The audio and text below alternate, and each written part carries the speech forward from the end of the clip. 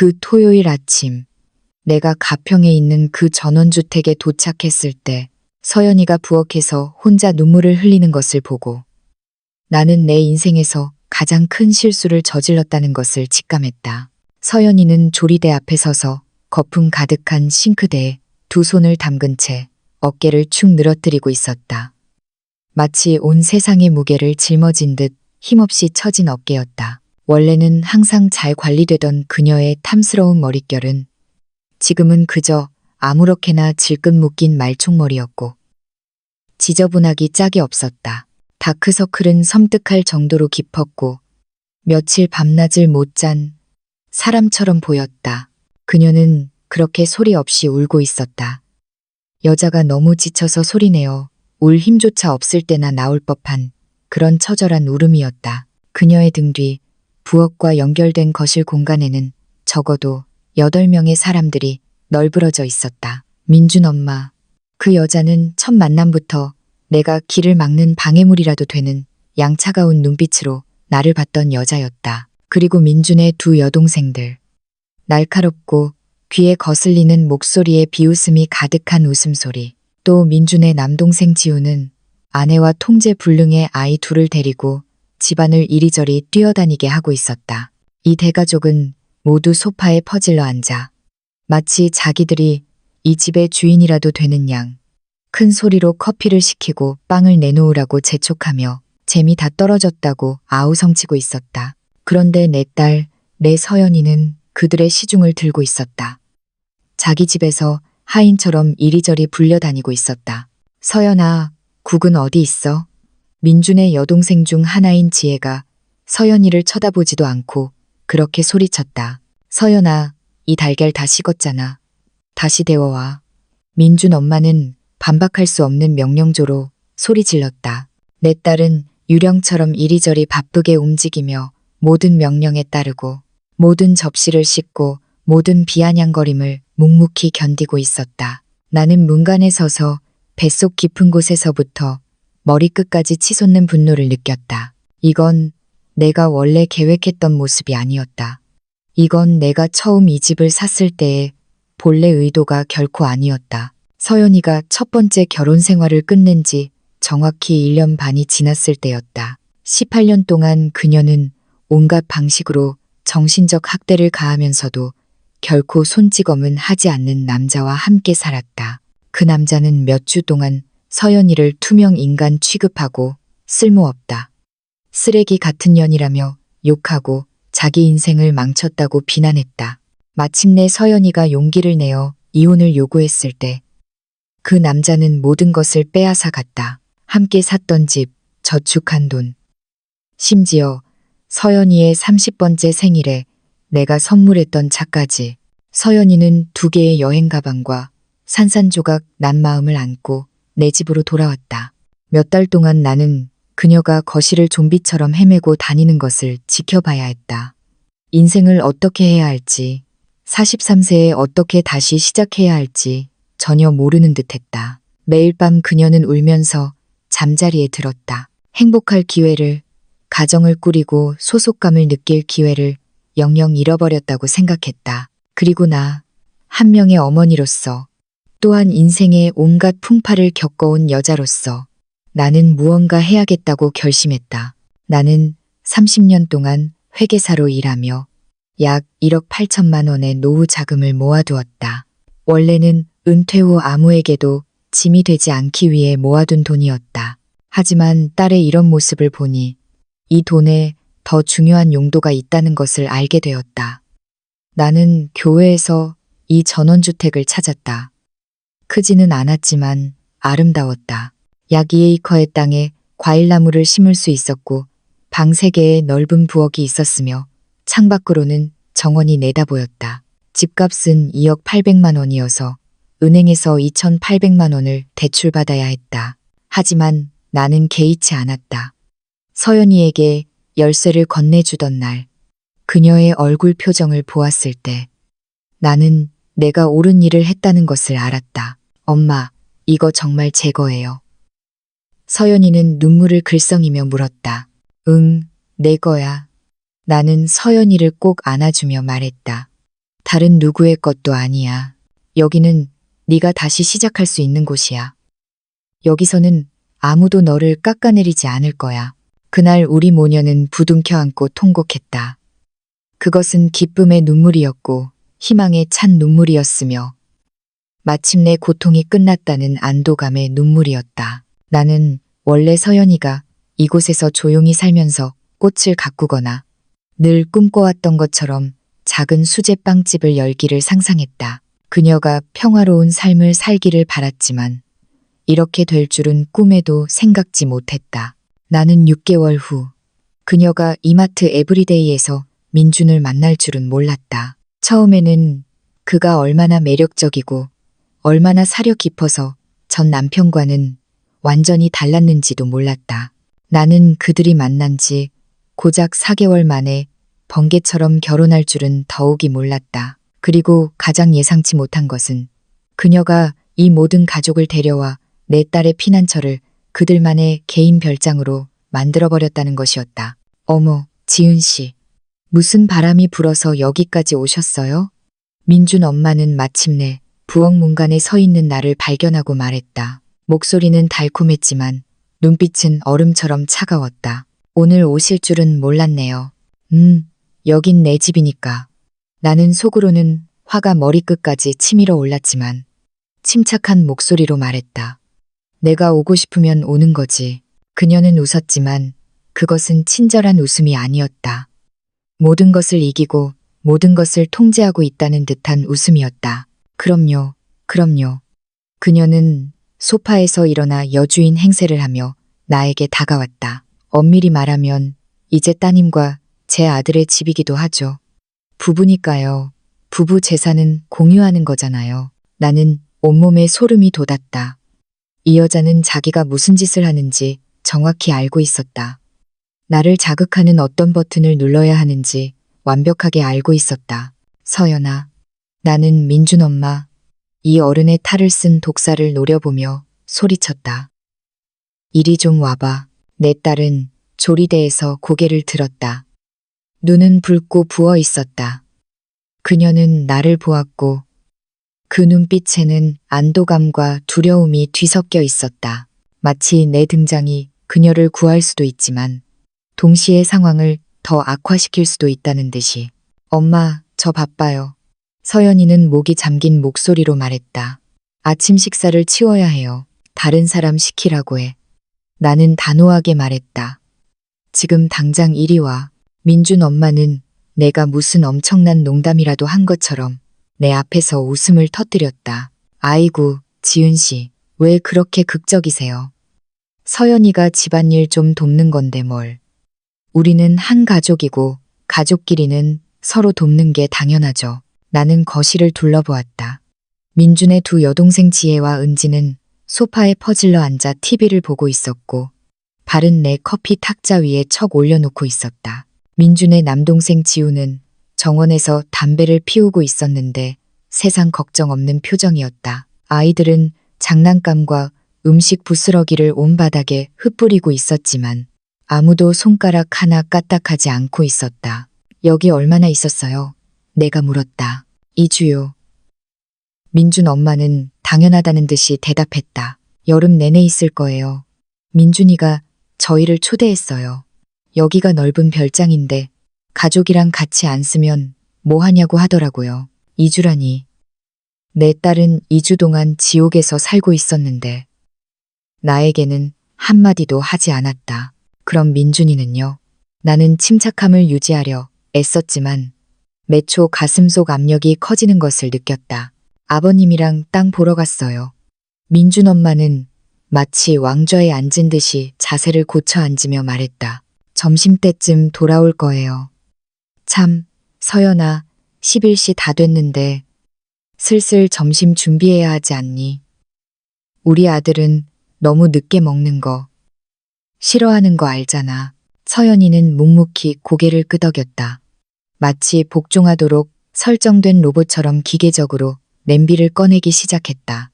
딸의 그런 모습을 보니 내 마음은 산산이 부서졌다. 이건 내가 키운 딸이 아니었다. 가정폭력으로 얼룩진 결혼 생활에서 살아남아 용감하게 다시 시작했던 그 강인한 여인이 아니었다. 나는 서연이에게 다가가 그녀의 팔을 살짝 건드렸다. 그녀는 마치 뜨거운 것에 데인 것처럼 움찔했다. 그때 나는 내 피를 얼어붙게 하는 장면을 보았다. 그녀의 손목에는 붉은 자국이 선명했다. 오랫동안 바닥과 접시를 닦느라 생긴 듯한 상처였다. 그녀의 두 손은 거칠고 부어 있었으며 원래는 완벽하게 관리되던 손톱은 이제 부러지고 더러워져 있었다. 서연아, 엄마랑 얘기 좀 해야겠어. 나는 나지막이 말했다. 우리 둘이서만. 지은 씨, 왜 앉아서 저희랑 같이 안 쉬세요? 민준의 막내 여동생인 지혜가 끼어들었다. 저희 완전 재밌는 주말 드라마 보고 있는데 서연이가 커피 한 잔 타다 드릴 수도 있고요. 나는 TV 보러 온 게 아니야. 나는 지혜를 쳐다보지도 않고 말했다. 내 딸을 보러 왔어. 성질머리하고는 다른 여동생인 은지가 중얼거렸다. 나 들으라는 듯이 큰 소리로. 서연이 저런 태도가 누구한테서 유전됐는지 이제 알겠네. 나는 몸을 돌려 그녀를 마주 보았다. 그녀는 35세쯤 되는 여자였는데 금발로 염색한 머리카락의 손톱은 너무 길어서 도대체 뭘 할 수 있을지 의심스러울 정도였다. 그녀는 포도를 먹고 있었고 포도씨를 내돌 탁자 위에 그대로 뱉고 있었다. 무슨 태도 말이야? 나는 위험할 정도로 침착한 목소리로 물었다. 그녀는 어깨를 으쓱하며 여전히 TV에 눈을 고정하고 있었다. 아니요, 아무것도 아니에요. 그냥 서연이가 가끔 너무 예민하다고요. 집안일 좀 하는 걸 세상 끝나는 것처럼 생각하고. 나는 깊이 숨을 들이쉬었다. 한 번, 두 번, 세 번, 몇 년 전 나는 가치 없는 사람들 앞에서 감정을 잃지 않겠다고, 그들에게 내가 무너지는 모습을 보이지 않겠다고 맹세했었다. 하지만 이 무리는 나의 모든 인내심을 시험하고 있었다. 서연아, 우리 밖에 나가자. 나는 단호하면서도 부드럽게 딸의 팔을 잡았다. 하지만 점심. 그녀가 항의하기 시작했다. 점심은 기다릴 수 있어. 그들이 반대할 틈도 주기 전에 나는 서연이를 부엌 밖으로 끌어냈다. 우리는 기생충 같은 그 가족의 시선과 귀를 피해 뒤뜰 정원으로 걸어갔다. 서연이는 고개를 숙인 채 걸었고 마치 50kg짜리 쇳덩이를 매단 듯 발걸음이 무거웠다. 우리가 내가 집을 산 후 직접 설치한 낡은 그네 옆에 다다르자 나는 그녀를 앉혔다. 70세의 무릎 통증도 잊은 채 나는 그녀 앞에 무릎을 꿇고 상처투성이인 그녀의 두 손을 잡았다. 말해줘. 나는 간단히 말했다. 모든 걸 다 말해줘. 그러자 마치 댐이 터진 듯 서연이가 대성통곡을 하기 시작했다. 부엌에서처럼 소리 없는 울음이 아니라 너무 오랫동안 억눌렸던 비통함이 터져 나오는 듯한 절규였다. 엄마, 어떻게 이렇게 됐는지 모르겠어요. 그녀는 흐느꼈다. 원래는 다 좋았어요. 민준 씨는 저한테 정말 잘해줬고 전 남편이랑은 너무 달랐어요. 절 특별하고 소중하게 느끼게 해줬어요. 그는 자기 가족이 이렇다는 말을 한 번도 안 했어요. 자기 엄마가 이렇게 통제적이고 지배적이고 조종하는 사람이라는 말은 한 번도 안 해줬어요. 심지어 학대적이지. 내가 덧붙였다. 서연이는 고개를 끄덕였다. 눈물은 멈추지 않았다. 저희가 막 결혼했을 때는 가끔씩만 왔었어요. 이번 주 일요일에 잠깐, 다음 주 토요일에 잠깐. 민준 엄마는 항상 비꼬는 말을 했지만 민준 씨는 그게 그냥 성격이고 악의는 없다고 했어요. 제가 잘 지내야 한다고. 엄마, 제가 정말 너무했나 봐요. 알아. 하지만 3주 전 민준 엄마가 민준 씨에게 전화해서 도움이 필요하다고 했어요. 집주인이 월세를 올렸다고, 싼 집을 찾을 때까지 잠시 머물 곳이 필요하다고. 민준 씨가 저한테 며칠 머물게 해줄 수 있냐고 물었을 때 저는 싫었지만 어떻게 거절할 수 있었겠어요. 그 사람 엄마인데요. 나는 분노가 치밀어 올랐지만 침묵을 지키며 서연이가 계속 말하도록 두었다. 민준 엄마는 가방 2개를 들고 왔어요.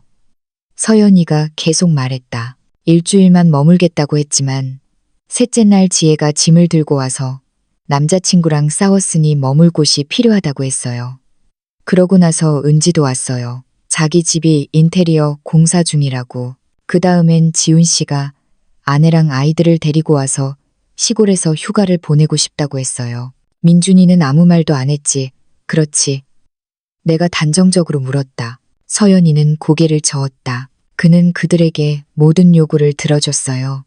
만약 자기 엄마가 뭘 요구하면 그는 도저히 거절할 수 없었어요. 그는 우리가 손님을 따뜻하게 대해야 한다고 했어요. 그들이 자기 가족이니까. 이 집이 충분히 커서 모두가 머물 수 있다고 했어요. 제가 불평하는 건 호들갑 떠는 거라고 했어요. 호들갑 떤다고? 나는 그 두 단어를 반복했다. 혈압이 치솟는 것을 느꼈다. 내 집에서 하인 취급당하는 게 호들갑 떠는 거라고? 민준 엄마는 며느리로서 시댁 식구를 대하는 건 내 의무라고 했어요. 자기네 집은 원래 그렇게 한다고. 좋은 아내는 항상 다른 사람의 필요를 최우선으로 생각한다고. 서연이는 손등으로 눈물을 닦았다. 그래서 저는 어쩌면 민준 엄마 말이 맞을지도 모른다고 생각했어요. 어쩌면 제가 너무 이기적인지도 모른다고. 어쩌면 정상적인 가족은 다 이렇게 돌아가는 건데 제가 엄마랑만 자라서 몰랐던 걸지도 모른다고요. 이 말들은 내 얼굴에 싸대기처럼 날아왔다. 내 딸은 자신을 의심하고 있었다.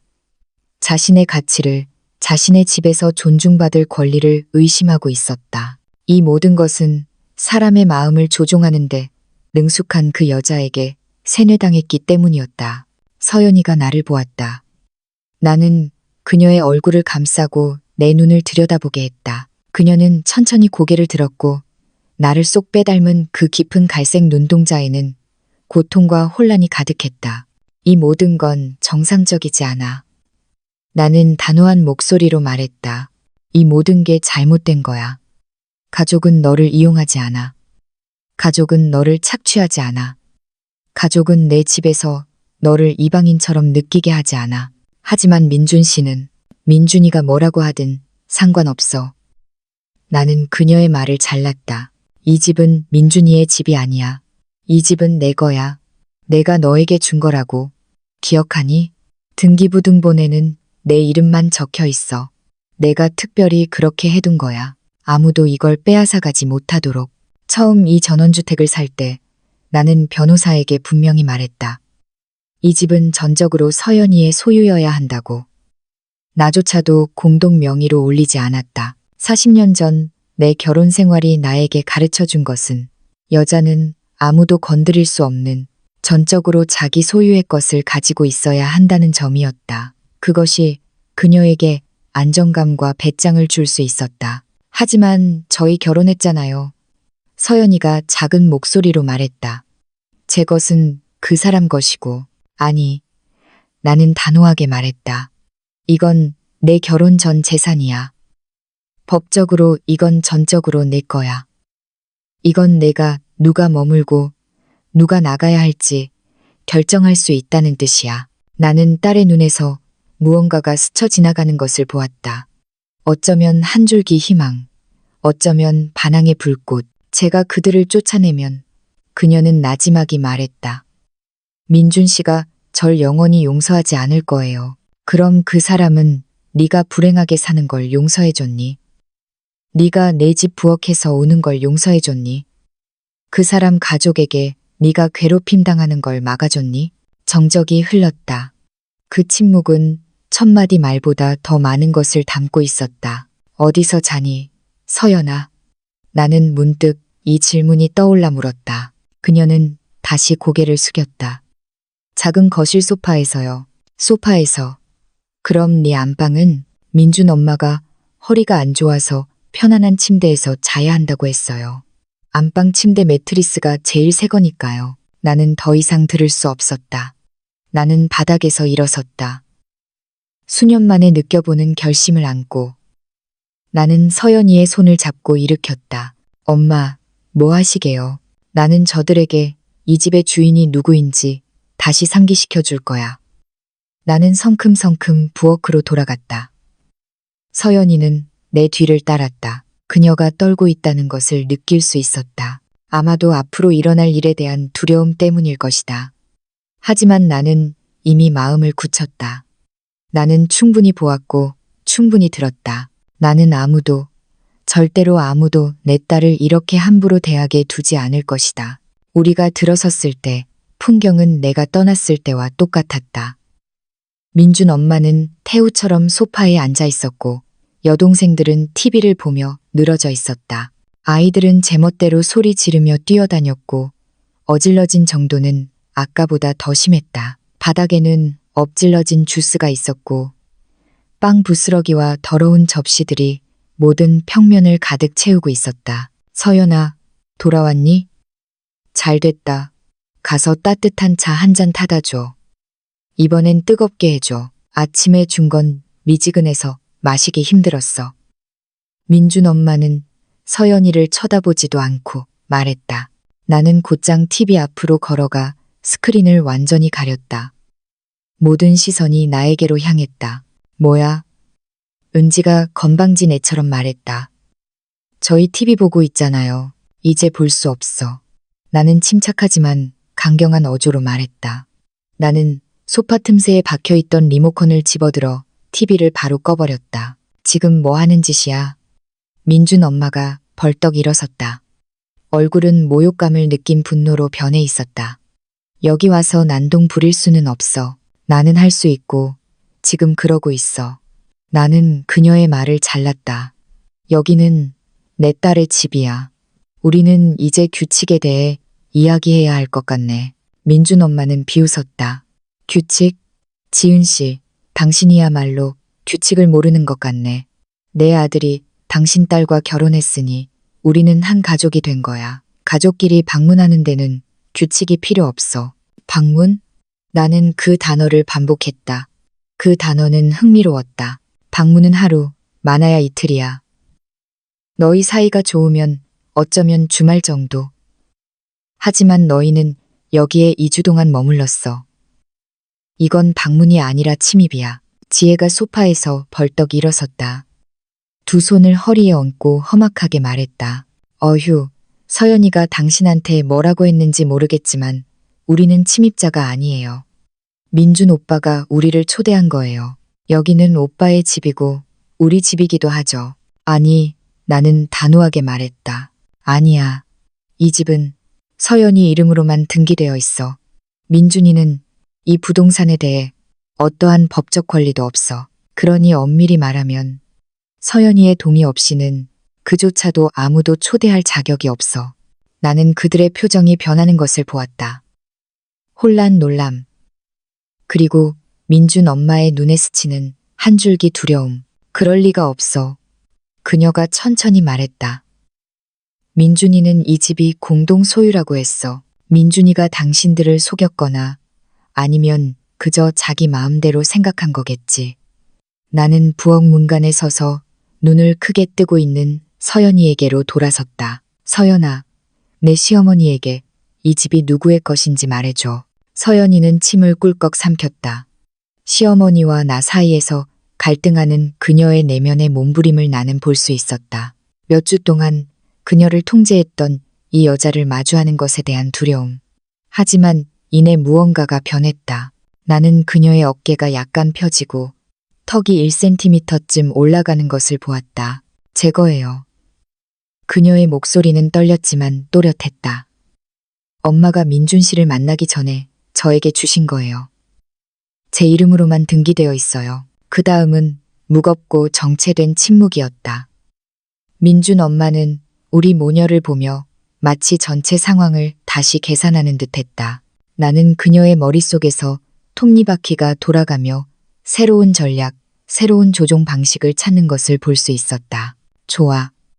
그녀는 마침내 억지 미소를 지으며 입을 열었다. 그래도 아무것도 변하는 건 없잖아? 서연이는 우리가 여기 있는 걸 바랄 거야. 서연이는 그렇게 마음이 따뜻하고 너그러우니까. 내가 아는 다른 며느리들처럼 이기적이고 춥춥하지 않아. 가족의 가치를 아는 여자니까.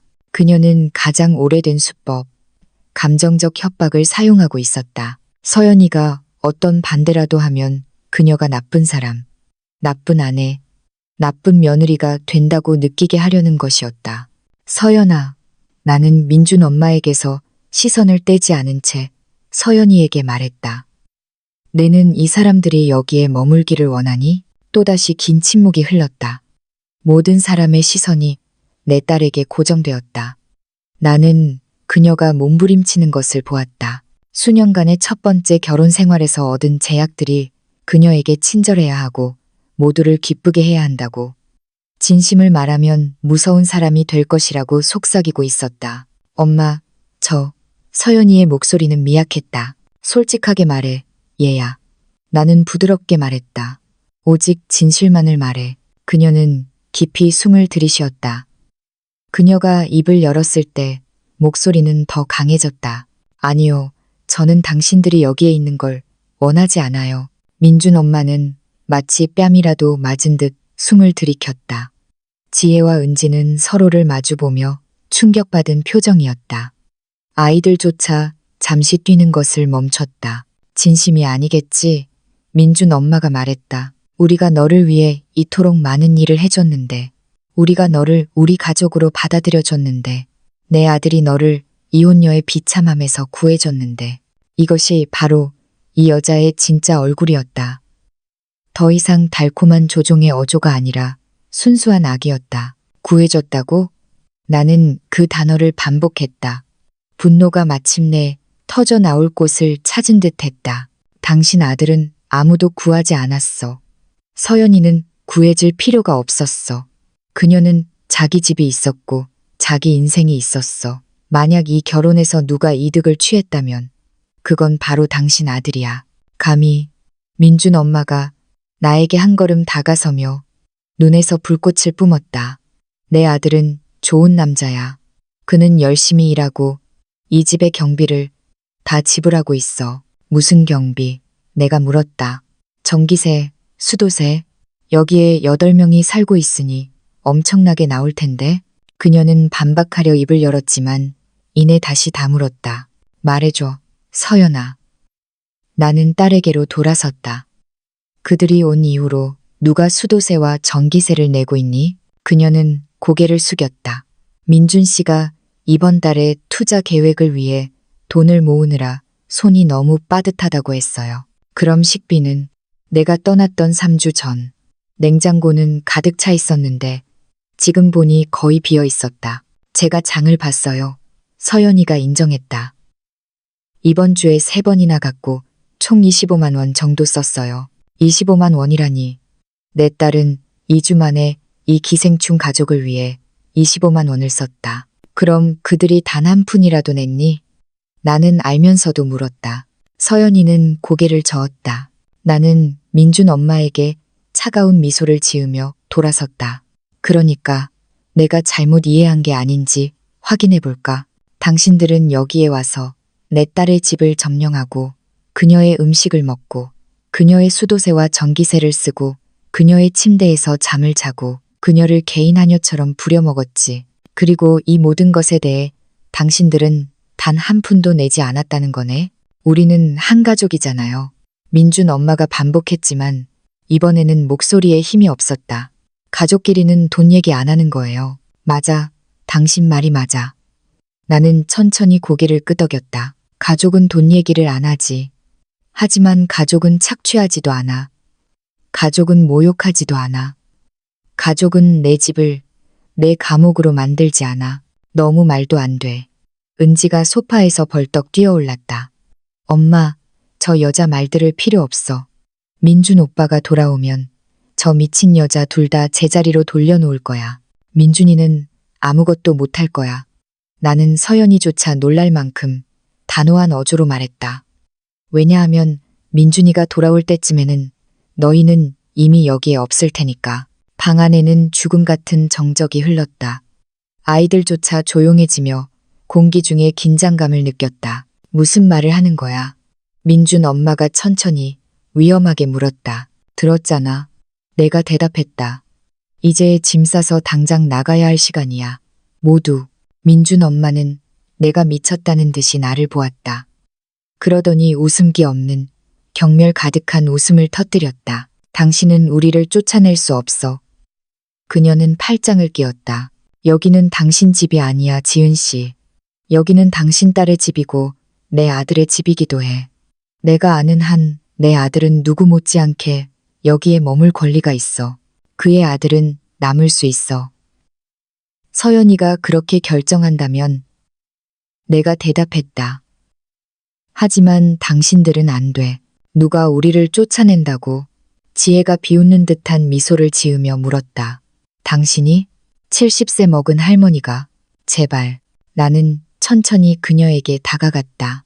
오직 그녀의 눈만을 응시하며 그녀는 나보다 키가 크고 젊었기에 그것이 우위라고 생각했을 것이다. 하지만 나의 70년은 헛된 세월이 아니었다. 내 남편은 서연이가 5살 때 세상을 떠났고 나는 혼자서 서연이를 키워냈다. 남자들로 가득한 사무실에서 일했고 그 남자들은 나를 겁줄 수 있다고 생각했다. 나는 이 어린애가 상상조차 할 수 없는 상실과 배신, 고통을 겪어왔다. 늙은 여자를 얕보지 마. 나는 나지막이 단호하게 말했다. 우리는 너무 많은 풍파를 겪어왔어. 너 같은 사람에게 겁먹는다는 게 뭔지도 모를 지경이야. 지혜는 한 걸음 뒤로 물러섰고 그녀의 미소는 굳어버렸다. 민준 엄마는 나를 완전히 무시하고 내 딸에게로 돌아섰다. 서연아, 너 이런 일 일어나게 두지 않을 거지. 내 엄마가 여기 와서 내 결혼을 망치게 두지 않을 거지. 민준 씨를 생각해봐. 네가 그의 가족을 쫓아냈다는 걸 알면 그가 어떻게 생각하겠니? 또다시 조종과 감정적 협박이었다. 서연이가 자신을 의심하게 만들고 자신의 집에서 평화를 원한다는 이유로 죄책감을 느끼게 하려는 것이었다. 나는 서연이가 입을 여는 것을 보았다. 아마도 타협하고 사과하고 괜찮다고 말하려 했을 것이다. 하지만 그녀가 말하기 전에 내가 끼어들었다. 민준이가 어떻게 생각하든 상관없어. 나는 말했다. 하지만 그는 알아야 해. 그의 아내는 자기 집에서 존중받을 자격이 있다는 것을. 만약 그가 이 점을 이해하지 못한다면 어쩌면 그는 자신이 어떤 남자였는지 스스로에게 물어봐야 할 거야. 당신은 그들의 결혼을 망치려는 거야? 민준 엄마가 목소리를 높여 비난했다. 이게 당신 목적이지. 당신은 아들이 결혼하는 걸 한 번도 좋아하지 않았어. 항상 아들을 당신에게 의존하게 만들고 싶어 했지. 이 터무니없는 비난에 나는 하마터면 웃음을 터뜨릴 뻔했다. 나는 딸에게 독립적인 삶을 주기 위해 평생 모은 돈을 다 썼다. 그녀가 부족함 없이 살 수 있도록 수년간 2가지 일을 해왔다. 나는 매일 밤 그녀가 진정으로 행복하게 해줄 사람을 찾기를 기도했다. 나는 이런 헛소리에 대답할 가치조차 느끼지 않았다. 나는 간단히 말했다. 너희에게는 일시간이 있어. 짐 싸서 이 집에서 나가. 일시간이라니. 은지가 비명을 질렀다. 미쳤어요? 저희 짐 가방도 있고 애들 장난감도 여기저기 널려 있는데 그럼 지금 바로 시작하라고 권하네. 더 이상 헛소리 말고. 정원에서 계속 담배를 피우며 침묵을 지키던 지훈이 마침내 들어왔다. 그는 40대쯤 되는 건장한 체격의 남자였는데 맥주배를 내밀고 있었고 얼굴에는 늘 지루한 표정이 걸려 있었다. 여기서 무슨 소란이에요? 그는 민준 엄마와 나를 보며 물었다. 이 미친 여자가 우리를 쫓아내고 있어. 그의 아내, 대나무처럼 마르고 목소리가 날카로워 이제야 입을 연 여자가 말했다. 믿을 수 있어? 우리를 쫓아내고 있잖아. 지우는 나를 위아래로 훑어보았다. 나는 그의 눈에서 경멸을 보았다. 그가 남자이고 나보다 체격이 크다는 이유만으로 나를 겁줄 수 있다고 생각하는 오만함이었다. 이봐요. 그가 위협적인 어조로 말했다. 당신은 상황 파악을 제대로 못하는 것 같은데 여기는 내 동생 집이고 우리는 내 동생의 손님이야. 그러니 당신이 우리에게 이래라 저래라 할 자격 없어. 나는 주머니에서 휴대폰을 꺼냈다. 단순한 동작이었지만 모든 사람의 신경을 곤두서게 했다. 뭐 할 건데? 민준 엄마가 의심스럽게 물었다. 경찰 부를 거야? 웃기지 마. 우리가 무슨 범죄를 저지른 것도 아니고 경찰이 상관할 리 없어. 나는 경찰을 부를 게 아니야. 나는 내가 외울 정도로 익숙한 번호를 눌렀다. 나는 내 변호사에게 전화할 거야. 나는 그들의 표정이 변하는 것을 보았다. 변호사라는 두 단어는 힘이 있었고 무게가 있었으며 법적 결과, 서류, 그리고 달콤한 말로 무시하거나 조종할 수 없는 공식적인 절차를 의미했다. 전화는 2번 울리고 연결되었다. 지은 씨 뜻밖이네요. 잘 지내셨어요? 네. 이 변호사님. 나는 모두가 들을 수 있도록 큰 소리로 말했다. 저희가 작년에 서연이에게 사준 전원주택의 소유권 문제에 대해 명확히 해주고 싶어요. 물론이죠. 말씀해보세요. 이 집은 전적으로 서연이 명의로만 등기되어 있죠? 민준 씨는 아무런 소유권이 없고요. 맞죠? 결혼 전에 구매한 개인 재산이니 전적으로 서연이 것이고요. 맞습니다. 무슨 일이라도 있습니까? 지금 이 집에 나가지 않으려는 사람들이 있어요.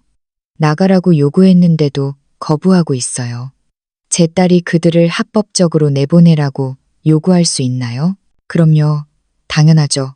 그건 사유재산입니다. 만약 주인이 특정인에게 나가달라고 요청했는데 그 사람이 거부한다면 이는 불법 침입에 해당합니다. 경찰을 부를 수 있고 경찰은 그들을 내보내야 합니다. 나는 민준 엄마를 보았다.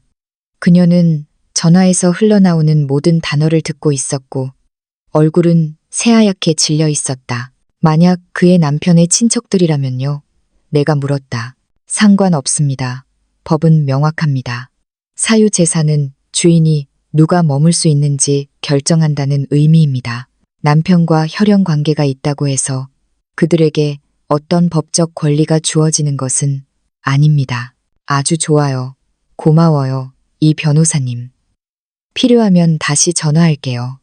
나는 전화를 끊고 주머니에 넣었다. 거실에는 죽음 같은 정적이 흘렀다. 들었니? 나는 그들 한 사람을 보며 말했다. 너희가 일시간 안에 이 집에서 나가지 않으면 서연이가 경찰에 신고할 거야. 믿어. 너희는 그런 상황을 원하지 않을 거야. 경찰은 불법 침입자를 끌어낼 때 결코 부드럽지 않아. 너무 과장됐어.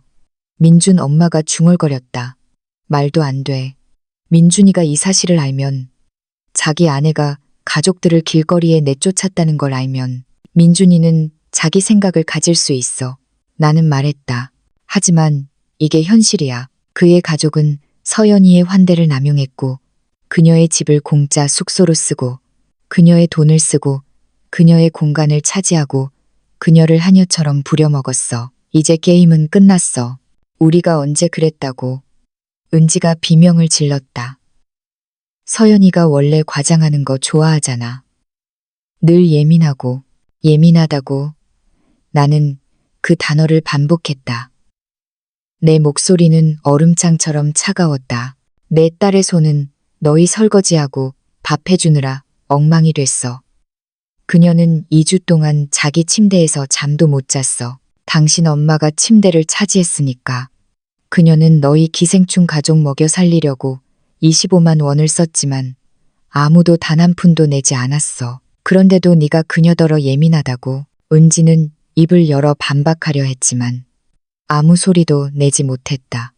그녀도 이것이 사실이라는 것을 알고 있었다. 모두가 알고 있었다. 엄마, 서연이가 부엌 문간에 서서 떨리는 목소리로 말했다. 민준 씨가 돌아오면 어떻게 해요? 이것은 내내 공중에 떠있던 질문이었다. 민준, 남편이자 민준 엄마의 아들이며 이 모든 것의 중간에 끼인 남자. 그건 그에게 달려 있어. 나는 솔직하게 대답했다. 그는 화를 낼 수도 있고 자기 가족을 옹호할 수도 있어. 아니면 이 모든 것을 명확히 볼 수도 있지. 이것은 그의 결혼과 아내의 정신건강을 보호하기 위한 필요한 조치였다는 것을. 그는 우리 편에 설 거야. 민준 엄마가 단정적으로 말했다. 내 아들은 분별력이 있어. 그는 가족이 우선이라는 걸 알아. 그의 가족은 이제 서연이야. 나는 그녀를 똑바로 응시했다.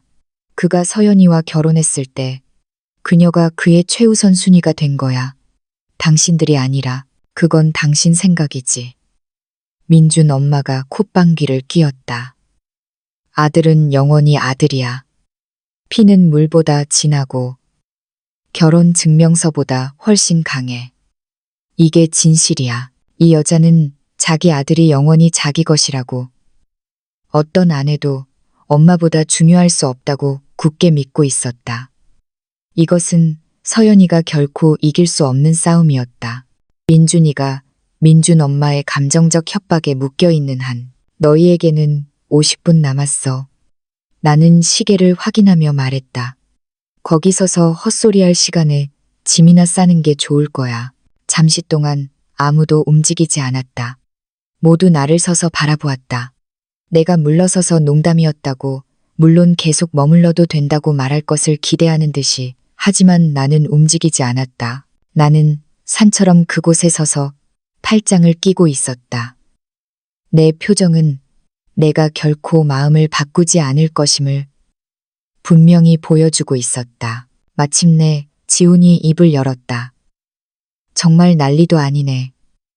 민준 오빠한테 전화해야겠어. 그는 휴대폰을 꺼내 번호를 눌렀다.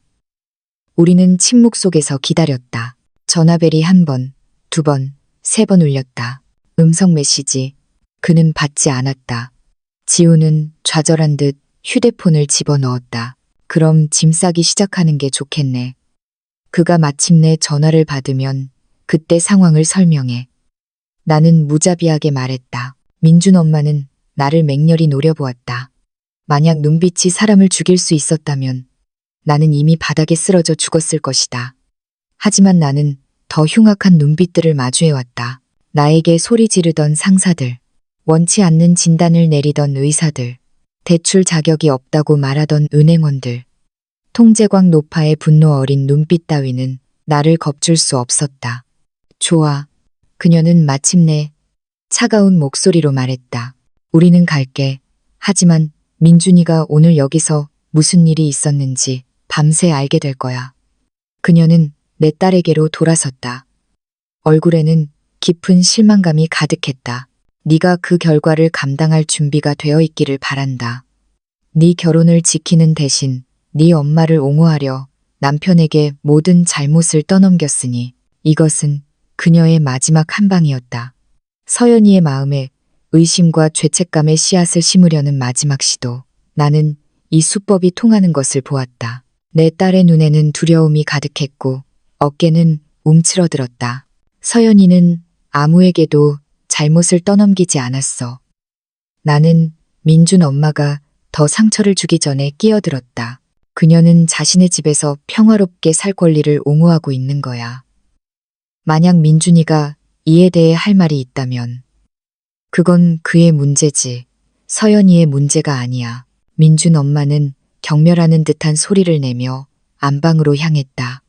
그녀가 여주인처럼 점령했던 그 방으로 지혜와 은지는 서로에게 큰 소리로 비난을 퍼부었는데 우리에게 들으라는 듯이 배은망덕하다 와 끔찍하다는 단어들을 사용했다. 지우는 잠시 더 머물렀다. 그의 눈빛은 존경과 원한 사이를 오가고 있었다. 이게 가족 싸움을 일으킬 거라는 거 알죠? 그렇죠? 내 딸을 보호하는 것이 싸움을 일으킨다면 나는 침착하게 대답했다. 그럼 싸울 거야. 그는 고개를 젓고 정원으로 가서 아이들의 짐을 챙겼다. 그의 아내는 그 뒤를 따르며 바닥에 널린 장난감들을 주우면서 나에게 악의적인 시선을 던졌다. 거실에 마침내 우리 둘만 남자. 서연이는 소파에 쓰러졌다. 몸을 떨면서 나는 그녀 옆에 앉아 그녀를 꼭 안아주었다.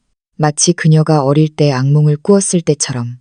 제가 옳은 일을 한 걸까요, 엄마? 그녀는 울먹이며 물었다. 아니면 제가 방금 제 결혼을 망친 걸까요? 얘야. 나는 그녀의 머리카락을 쓰다듬었다. 네가 학대를 견뎌야만 유지될 수 있는 결혼은 구할 가치가 없어. 하지만 저는 민준 씨를 사랑해요. 알아. 어쩌면 그도 너를 사랑할 거야. 하지만 사랑에 존중이 따르지 않는다면 그건 충분하지 않아. 그의 가족은 너를 존중하지 않았고, 더 나쁜 것은 그가 너를 그들로부터 보호해주지 않았다는 거야. 우리는 몇 분 동안 그렇게 있었다. 여행 가방을 끄는 소리, 상자를 옮기는 소리, 가기 싫다고 우는 아이들의 울음소리가 들렸다. 민준 엄마는 폐위된 여왕처럼 집안을 돌아다니며 상처받은 자존심을 안고 자신의 미세한 물건 하나하나를 챙겼다. 마치 모든 것이 자신이 부당하게 대우받았다는 증거라도 되는 양. 한 번은 지혜가 거실에 있는 장식용 스탠드 램프를 슬쩍 가져가려 했다. 그 램프는 놔둬.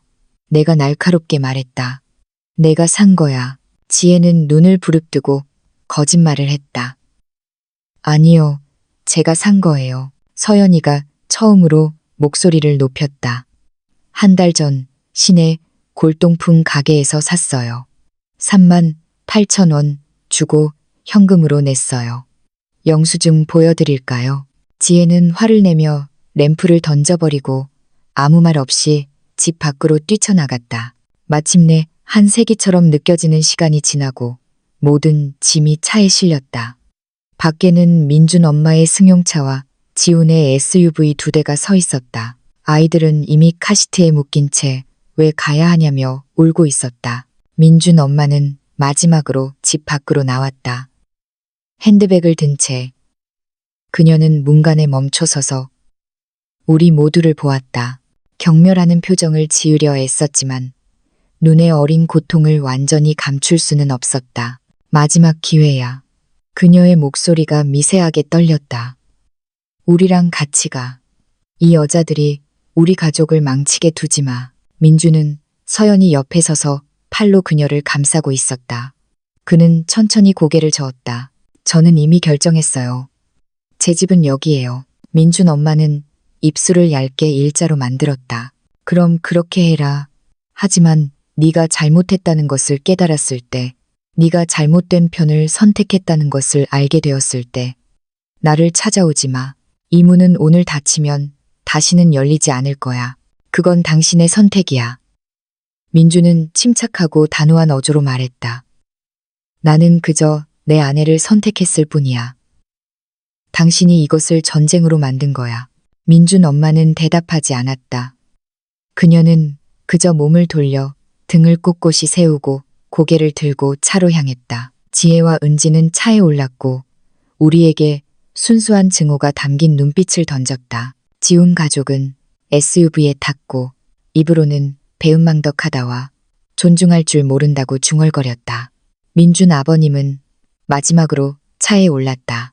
문을 닫기 전 그는 우리에게 마지막으로 미안하다는 눈빛을 보냈다. 엔진이 시동 걸리고 차는 자갈길을 천천히 지나 대문 쪽으로 향했다. 서연이와 민준, 그리고 나는 현관에 서서 그들이 떠나는 것을 지켜보았다. 아무도 말하지 않았다. 그저 타이어가 자갈을 밟는 소리, 엔진 소리, 그리고 그들이 시야에서 사라진 후의 고요함만이 들렸다. 서연이가 가장 먼저 움직였다. 그녀는 민준에게로 돌아서서 그를 꼭 끌어안고 그의 가슴에 얼굴을 묻고 흐느꼈다. 민준도 그녀를 꼭 안아주었다. 마침내 그의 눈에서도 눈물이 떨어졌다. 미안해. 민준은 계속해서 나지막이 말했다. 정말 미안해, 서연아. 내 말을 들었어야 했어. 처음부터 너를 보호했어야 했는데. 미안해. 서연이는 대답할 수 없었다. 그저 울면서 그를 꼭 붙잡았다. 마치 그마저도 사라질까 두려워하는 듯이. 나는 그들이 단둘이 있도록 두었다. 나는 현관에 서서 텅 빈 진입로를 바라보며 방금 일어난 모든 일의 무게를 느꼈다. 승리감도 행복감도 느껴지지 않았다. 그저 피로와 해방감, 그리고 희망으로 가득했다. 어쩌면 이것이 정말 어쩌면 내 딸의 새로운 시작이 될 수 있을지도 모른다는 희망. 몇 분 후 나는 그들에게 다가가 서연이의 어깨에 손을 얹었다. 너희 괜찮니? 내가 부드럽게 물었다. 서연이는 고개를 끄덕이며 얼굴을 닦았다. 응, 괜찮은 것 같아요. 민주는 눈가가 붉어진 채 나를 보았다. 지은 어머님, 저는 뭐라고 말해야 할지 모르겠어요. 당신 말이 다 맞아요. 저는 겁쟁이였어요. 너는 겁쟁이가 아니야. 나는 솔직하게 말했다. 너는 두 가지 충성심 사이에 끼어 있었어. 그건 누구에게도 쉽지 않은 일이야. 중요한 건 네가 결국 올바른 결정을 내렸다는 거야. 제가 옳은 일을 한 걸까요? 그가 불확실한 목소리로 물었다. 그 사람은 제 엄마예요. 제 가족이고 내 가족은 이제 서연이야.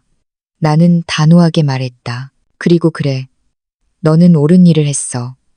진정으로 너를 사랑하는 어머니라면 결코 너를 자신과 너의 행복 사이에서 선택하게 만들지 않아. 그가 너를 선택하게 만든 것이지 내가 그를 선택하게 한 게 아니야. 그는 천천히 고개를 끄덕이며 내 말을 곱씹었다. 시간이 필요할 거예요. 그가 말했다. 이 모든 것을 받아들이고 일어난 일을 마주하는데 알아. 나는 말했다. 괜찮아. 필요한 만큼 시간을 가져. 하지만 그동안 내 아내를 잘 보살펴줘. 그녀는 지금 그 어느 때보다 네가 필요해. 그럴게요. 그가 서연이를 보는 눈빛 속 다정함이 나에게 희망을 주었다. 서연아, 맹세할게. 다시는 아무도 너를 이렇게 대하게 두지 않을 거야. 다시는 네가 뭔가 잘못되었다고 말하는 걸 무시하지 않을게. 서연이가 그의 눈을 보았다. 정말요? 정말이야. 그가 그녀의 얼굴을 감싸 안았다. 내가 내 인생에서 가장 중요한 사람이야. 진작에 너에게 증명했어야 했는데 그들은 키스했다. 부드럽고 미안함과 약속이 가득한 키스였다. 나는 내 할 일을 마쳤다고 생각하고 내 트럭으로 향하기 시작했다. 엄마, 가시게요? 서연이가 민준의 품에서 벗어나며 물었다. 너희 둘만의 시간이 필요해. 내가 말했다. 대화하고 상처를 치유하고 다시 시작할 시간. 하지만 내일 오실 거죠? 그녀의 목소리는 작았고 여전히 나의 존재와 지지가 필요하다는 것을 보여주었다. 내가 나를 필요로 할 때면 언제든지 올 거야. 나는 웃으며 말했다. 하지만 이제 여기는 너의 집, 너의 공간, 너의 삶이야. 내 엄마가 너의 모든 발걸음을 감시하지 않아도 너 스스로의 삶을 살아야 해. 그녀는 고개를 끄덕이며 이해했지만 나는 그녀의 눈에 눈물이 글썽이는 것을 보았다. 고마워요, 엄마. 모든 것에 감사해요. 저를 보호해 주시고 길을 잃지 않게 해주셔서 나는 너를 절대 길을 잃게 하지 않을 거야. 나는 마지막으로 그녀를 안아주었다. 이게 엄마가 하는 일이야. 우리는 가장 어두운 순간에 나타나 우리 딸들에게 그들이 누구인지 상기시켜 주는 거지. 나는 차에 올라 시동을 걸었다. 출발하기 전 창문을 내리고 그들을 마지막으로 한 번 더 보았다. 민준아, 나는 그를 불렀다. 서연이 잘 보살펴줘. 만약 내가 다음에 서연이가 그 부엌에서 우는 것을 다시 보게 된다면 나는 내 가족뿐만 아니라 너까지도 쫓아낼 거야. 농담 아니야. 그는 내가 진심이라는 것을 알고 있었다. 그는 고개를 끄덕이며 말했다. 다시는 그런 일 없을 거예요. 맹세해요. 좋아. 나는 차를 자갈길로 몰아나갔다. 백미러로 그들이 서로를 껴안고 현관에 서서 내가 떠나는 것을 지켜보는 모습을 보았다. 그들은 멀리서 작고 연약해 보였지만 이전과는 전혀 다른 방식으로 연결되어 있었다. 나는 서울로 운전해 돌아왔다. 머릿속에는 방금 일어난 모든 일들로 가득했다. 운전대 위에 손은 미세하게 떨리고 있었다. 피곤해서가 아니라 아드레날린이 여전히 혈관을 타고 돌고 있었기 때문이었다. 나는 민준 엄마와 그의 온 가족에게 맞섰다. 나는 더 이상 필요 없을 거라고 생각했던 방식으로 내 딸을 보호했다. 비록 지치고 힘들었지만 수년 만에 느껴보는 활력을 느꼈다. 내가 서울 아파트에 도착했을 때는 해가 거의 저물어 가로등이 켜지기 시작했다. 익숙한 차 소리, 이웃들의 소리가 들렸다. 내가 오랫동안 살아온 이 도시의 삶. 나는 나 자신을 위해 캐모마일 차 한 잔을 끓여 내가 가장 좋아하는 일인 소파에 앉았다. 20년 전에 샀던 이 의자는 내 지친 몸의 모든 곡선을 기억하고 있었다. 전화벨이 울렸다. 서연이었다. 그녀의 목소리는 달라져 있었다. 더 가볍고 더 자유로웠다. 엄마, 무사히 집에 도착하셨어요. 도착했어, 얘야. 막 차 마시려던 참이었어. 민준 씨랑 진심으로 대화했어요. 몇 주 만에 처음으로요. 그가 저한테 모든 것에 대해 사과했어요. 제 말을 듣지 않고, 저를 보호해주지 않고, 자기 가족이 저를 그렇게 대하게 한 모든 일에 대해서요. 그래서 너는 뭐라고 했어? 저는 그를 용서했지만 앞으로는 상황이 바뀌어야 한다고 말했어요. 우리가 계속 함께 하려면 그가 중요한 순간에 제 편에 서줄 거라는 걸 알아야 한다고요. 더 이상 제 결혼 생활에서 외로움을 느끼고 싶지 않다고요. 그래서 그는 뭐라고 했어? 울었니? 네, 엄마. 그가 정말 울었어요. 그는 모든 일이 이렇게 된 것에 대해 너무 수치스럽다고 했어요. 자기가 엄마에게 복종하도록 길들여져서 그 과정에서 아내를 배신했다는 사실을 깨닫지 못했다고 말했어요. 나는 가슴이 후련해지는 것을 느꼈다. 어쩌면 민준이 정말로 무언가를 배웠을지도 모른다. 어쩌면 이 결혼 생활에 아직 희망이 있을지도 모른다. 아주 잘했어, 얘야. 정말 저희 같이 대청소를 하기로 했어요. 서연이가 계속 말했다. 집 전체를요. 침대 시트도 다 바꾸고 그들이 만졌던 모든 물건을 세탁하고 다시 재배치할 거예요. 민준 씨는 이 집이 다시 우리만의 공간이 되기를 바란대요. 일어났던 일들의 흔적을 남기고 싶지 않다고요. 좋은 생각이야. 내가 말했다. 때로는 우리가 물리적인 정화를 통해 감정적인 치유를 얻을 수 있거든. 엄마.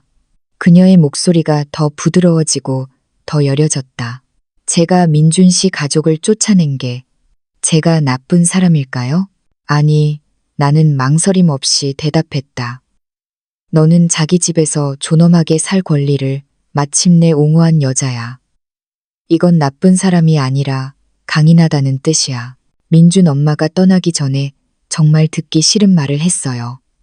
제가 자기 가족을 망쳤다고, 제가 조종하는 사람이라고. 민준 씨가 저를 선택한 것을 후회할 거라고요. 그것은 통제권을 잃은 여자의 말이야.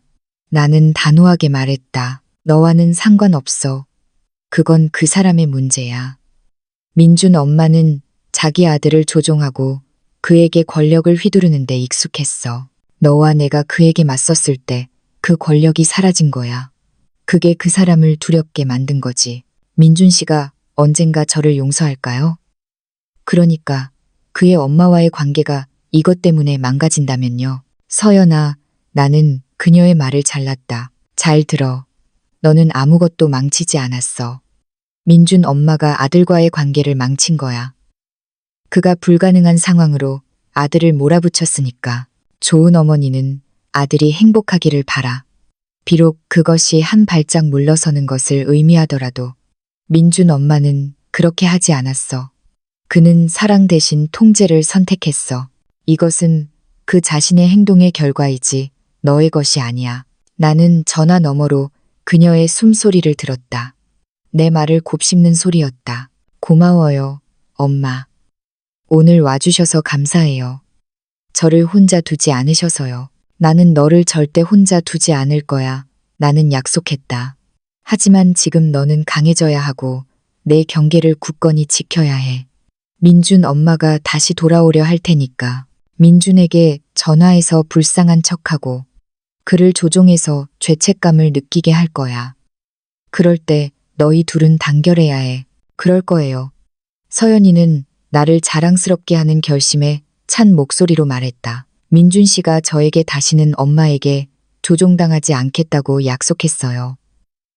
그는 명확한 경계를 설정할 거라고 했어요. 만날 수는 있지만 중립적인 장소에서 짧은 시간 동안만. 그리고 다시는 우리 집에 머물게 하지 않을 거고 불시 방문도 절대 허용하지 않을 거래요. 아주 공평하네. 내가 말했다. 민준이는 원한다면 엄마와 관계를 유지할 권리가 있어. 하지만 그 관계가 너의 정신 건강을 희생시키지는 못해. 우리는 거의 1시간 동안 더 이야기했다. 서연이는 그들이 집 곳곳에서 발견한 숨겨진 물건들을 나에게 말했다. 민준 가족이 다시 돌아올 핑계를 만들려고 일부러 남겨둔 것들이었다. 민준 엄마의 스카프는 옷장 안에, 아이들의 장난감은 소파 밑에, 지혜의 칫솔은 욕실에. 제가 다 싸서 돌려보낼 거예요. 서연이가 말했다. 여기 그들 물건은 하나도 남기고 싶지 않아요. 전화를 끊은 후 나는 소파에 한참을 앉아 창밖의 도시 불빛을 바라보았다. 30년 동안 어머니였던 나를 생각했다. 만약 아버지가 계셨다면 내가 오늘 한 일을 자랑스러워했을까? 내가 딸을 어떻게 보호했는지 자랑스러워했을까? 나는 그렇다고 생각했다. 나는 그가 이해했을 거라고 생각했다. 때로는 사랑이 맹렬함을 의미하고 악령과 맞서는 것을 의미하며 모든 사람이 예라고 말하기를 기대할 때 아니요라고 말하는 것을 의미한다는 것을. 사건 후 한 달, 서연이가 나를 가평으로 초대해 점심을 먹었다. 내가 도착했을 때 나는 그곳을 거의 알아보지 못했다. 정원에는 새로운 꽃들이 심겨 있었고 벽은 부드러운 노란색으로 다시 칠해졌으며 창문에는 새 커튼이 걸려 있었다. 식당에는 새 탁자가 있었고 집 전체는 깨끗하고 새로운 시작의 향기로 가득했다. 마음에 드세요, 엄마? 서연이가 몇 달 동안 보지 못했던 환한 미소를 지으며 물었다. 민준 씨랑 구석구석 새로 고쳤어요. 과거의 기억이 없는 새로운 곳처럼 느껴지기를 바랐거든요. 아주 아름다워. 나는 솔직하게 말했다. 정말 집 같아졌네. 민준이 부엌에서 레모네이드 한 접시를 들고 나왔다. 그도 달라져 보였다. 더 편안하고 더 현재에 집중하는 듯했다. 그는 나에게 진심 어린 포옹을 해주었다. 지은 어머님, 와주셔서 감사해요. 서연이가 모든 걸 보여드리고 싶어서 안달이었어요. 우리는 정원의 감나무 그늘 아래 앉았다. 서연이는 나에게 집에서 제과 사업을 시작할 계획이라고 말했다. 그것은 그녀가 항상 꿈꿔왔지만 시도할 용기가 없었던 일이었다. 민주는 특별히 부엌에 오븐을 하나 더 설치해 주었다. 그래서 내 시어머니는 어떠니? 나는 마침내 공중에 떠있던 그 질문을 던졌다. 민주는 한숨을 쉬었다. 당신이 제안했던 편지를 보냈어요. 읽기 정말 힘들었어요. 그는 모든 것을 인정했고 변명은 없었어요. 그는 서연이에게 모든 일에 대해 구체적으로 사과했어요. 우리가 그와 연락하고 싶지 않다는 것을 이해한다고 말했고요. 그래서 너희는 어떻게 결정했니? 저희는 답장을 보냈어요. 서연이가 말했다. 그의 사과에 감사하지만 저희에게는 시간이 필요하다고 말했어요. 저희가 준비되면 중립적인 장소에서 짧게 만날 수 있지만 그는 다시는 우리 집에 환영받지 못할 거라고요. 그가 말뿐이 아니라 행동으로 변했다는 것을 증명하기 전까지는요. 그는 받아들였어. 민준이 말했다. 그는 기다릴 거라고 했어요. 얼마나 오래 걸리든 신뢰를 재건하기 위해 어떤 일이든 하겠다고요. 두고 봐야겠지. 나는 회의적인 태도를 유지했다. 시간이 그가 진심인지 아닌지 증명할 거야. 알아요. 민준이 고개를 끄덕였다. 그래서 저희는 서두르지 않아요. 서연이가 이제 제 최우선 순위예요. 만약 제 엄마가 이 점을 존중하지 못한다면 그는 그 결과를 감당해야 할 거예요. 우리는 즐거운 오후를 보냈다. 음식을 먹고 크게 웃고 이야기를 나누었다. 이렇게 서연이가 진정으로 행복하고 평화로운 모습을 본 것은 정말 오랜만이었다.